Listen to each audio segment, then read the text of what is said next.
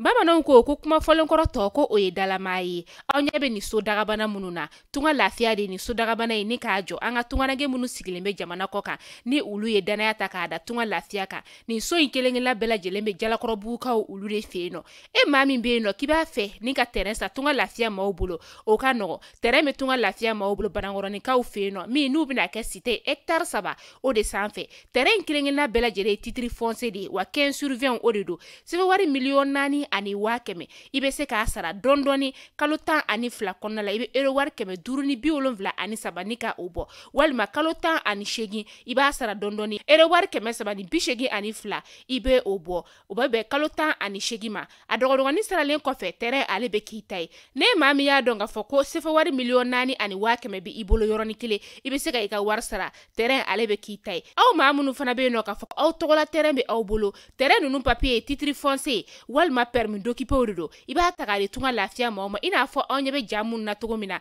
u b'a jɔ ni ka a di ma ka sɔrɔ i ma tɔɔrɔ o tuma la tunganage minnu sigilen bɛ jamana kɔ kan tunga lafiya nana aw lafiyali o de kama walasa sojɔko la aw kana degun sɔrɔ cogoya min na ne mɔgɔ min bɛ fɛ ka kunnafoni wɛrɛ sɔrɔ sa o tuma la an wele an ka numéro whatsapp kan 00336 41 94 03 80 walima 00223 72 18 42 47 tunga lafiya maliyɛnden minnu sigilen bɛ jamana kɔ kan u bɛɛ lajɛlen kelen-kelenna bɛ se ka u ni kanso sɔrɔ ba maliba ale kɔnɔna la cogoya min na.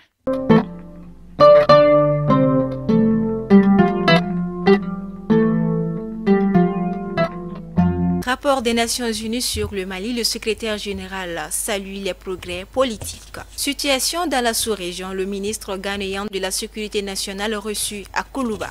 Journée internationale des douanes, le partage d'expériences au cœur de l'événement. Chers téléspectateurs et téléspectatrices, bonjour à toutes et à tous et bienvenue dans ce journal.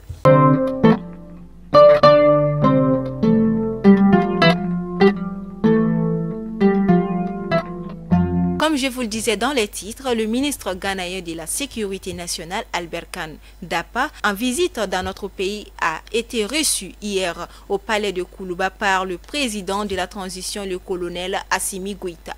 Le visiteur était porteur des messages du président Nana Akufo à son frère et ami, le chef d'État, colonel Assimi Goïta.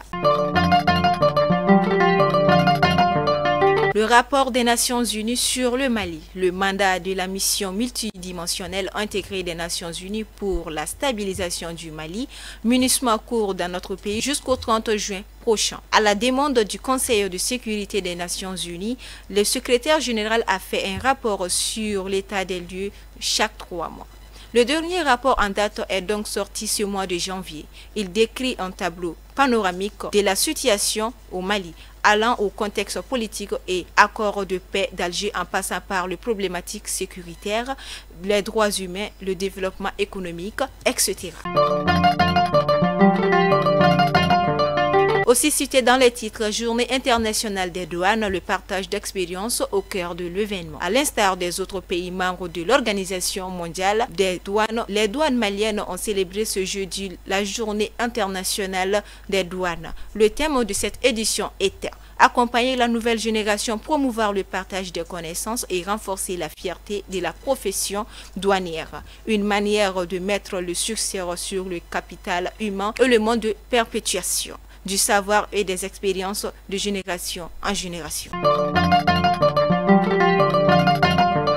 Défense et sécurité, de nouveaux équipements pour l'armée de l'air. Le président de la transition, chef d'État, chef suprême des armées, colonel Assimi Goïta a remis un important lot d'avions de chasse et d'hélicoptères au chef d'état-major de l'armée de l'air, le général de brigade Aliou Bouadiara, à la veille du 62e anniversaire du fête de l'armée malienne. Le lot était composé d'avions de chasse et d'appui de feu type Sonkoï 25, d'avions d'attaque et d'entraînement avancés de type Albatros L-39 et d'hélicoptères de combat Mi-8. C'était en présence du ministre de Défense et des anciens combattants, colonel Sadio Kamara, des chefs d'état-major et directeurs de service des armées et d'ambassadeurs de la Russie au Mali, Igor Kromik.